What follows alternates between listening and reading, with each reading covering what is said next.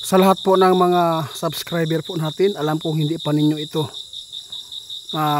napanood sa atin, no? Ngayon po, meron po tayong itatanong sa ating mga kaibigan kung ano po ang sinyalis kapag ikaw ay nakulam. Kaya naparito tayo, baka isa na po kayo doon na may ganitong kalagayan para po ay madali kayong makapansin kung ano po talaga ang nangyayari sa sarili po natin. Kaya naparito tayo para i-share naman po natin kung mayroon po bang kaalaman si kaibigan kung paano malaman ng isang tao na siya po ay kinulam. Kung ano po ang sign. Kaibigan, may nagbabantay dito kaibigan. Anong ibig sabihin nito?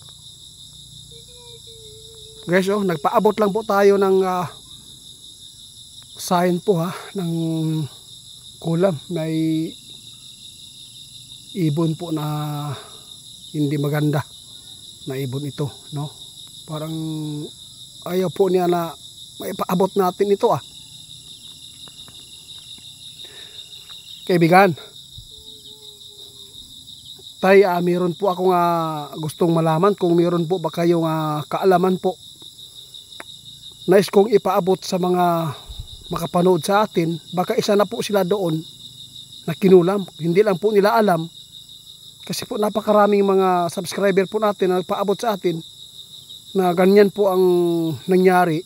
Wala po finding, no, sa doktor.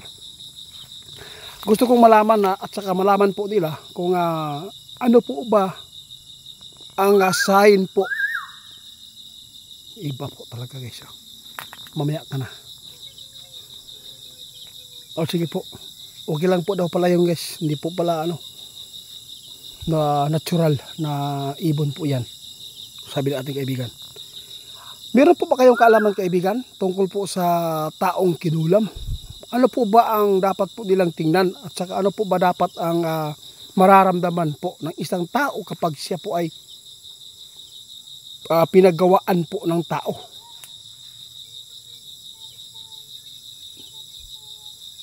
Oo, gusto kong malaman po para may share natin. Baka isa na po sila dito, no? Para po ma-aware po sila kung baka mayroon pong kumulam sa kanila, hindi po nila alam, para po makapagpagamot agad.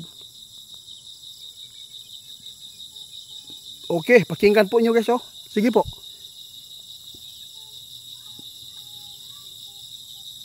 Ito po ang inyong dapat tingnan, Isa na po dito ang inyong titingnan kung mayroon po kayong karamdaman na hindi pa rin gumaling sa doktor, walang finding. Yung hinliliit po ninyo, ipantay po ninyo yan. Kapag ang isa ay medyo mahaba, no, hindi po pumantay, ibig sabihin yan, sabi ng ating kaibigan, mayroong gumawa na tao na hindi maganda sa inyo. Ito po, isa na po ito dito sa sign na kinulam kayo ng aming lamok kaibigan.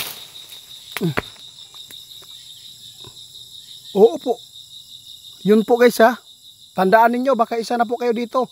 Yung hinliliit po ng mga daliri nyo dyan, pakipantay na lang po, sabi ng ating kaibigan. Ano pa po ang mga sign po kaibigan?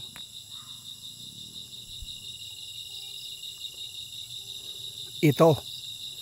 Hindi po lahat ng kinulam ay unti-unti silang pumapayat, no? Meron pong tao na unti-unting nangangayat hanggang buto.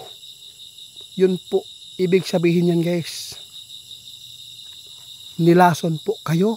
Meron kayong nakainan na bahay na may gumawa po ng lason na tinatawag na laygay. Yun pala. Baka isa po kayo dyan Tandaan nyo. Hindi lahat ng may karamdaman na unti-unting nangangayat ang katawan, buto. Hindi lahat po ng kinulam yan, kundi ito po ang tinatawag ni kaibigan, laygay. Meron kayong nakain na may gumawa sa inyo, no? May nilagay po yung pagkain na kinain ninyo. Dapat yan. Dapat po meron kayong mga pangontra na mainom, no? Gamot. Gamot galing po sa manggagamot. Kaibigan, ano pa?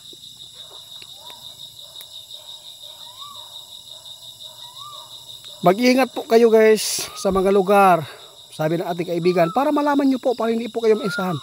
Kung kayo man po ay pupunta sa mga malalayong lugar, hindi po nyo alam na yung lugar na yan ay marami pong mga manglalason at saka yung pikpik, yung tinatawag na pikpik sa amin guys.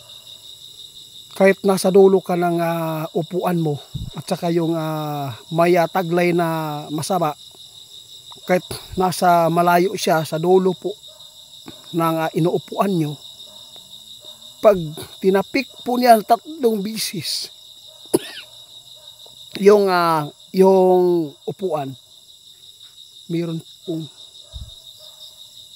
kapangyarihan yan na pupunta sa inyo na hindi maganda. Ito po yung tinatawag na, iwan ko lang kung anong Tagalog dito, palatay man sa mua guys, muna ginatawag og palatay. Kaya dapat mag-ingat kayo, no? Huwag po kayo basta-basta kumakain na hindi po ninyo kilala, kaibigan. Yun. Tandaan natin yung sinishare po natin. Kung mayroon man tayong mga subscriber o followers dyan na may karamdaman na hindi po hanggang ngayon hindi gumagaling, no, sa doktor, walang finding.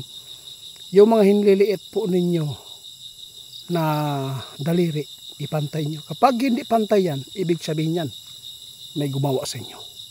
Kung sino man po yung unti-unting nangangayat, naging buto na lang, kahit pina-check up nyo sa doktor, walang finding, yun po ang lason. Meron kayong nakain na nilagyan ng lason po yung pagkain nyo. Kaya dapat maging alerto. Alam po ninyo kaibigan, maganda ito na ating ipinapaabot sa kanila dahil napakarami po naghihintay. Ngayon ko lang po ito na paabot guys, sa dami namang request. Nag-alangan po ako, baka hindi po alam nila kaibigan, pero alam pala nila guys. Kaya dapat po, sa lahat po ng mga tao na makapanood sa atin, hindi po ito gawa-gawa. Kung gusto nyo maligtas, sinishare po namin po yung kaalaman po ng aming kaibigan. Kaya dapat po talaga tayo mag-ingat ngayon. Wala po tayong pwedeng pagkatiwalaan kundi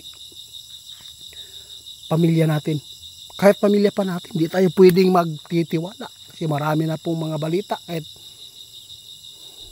magulang, anak, pinapatay. Diba? Salamat po kung sino man po ang makapanood nito. Salamat kaibigan. Tinuturo po ninyo din. At saka yung nagpatanong noon, no? Ngayon ko lang po natugunan. Maraming salamat po.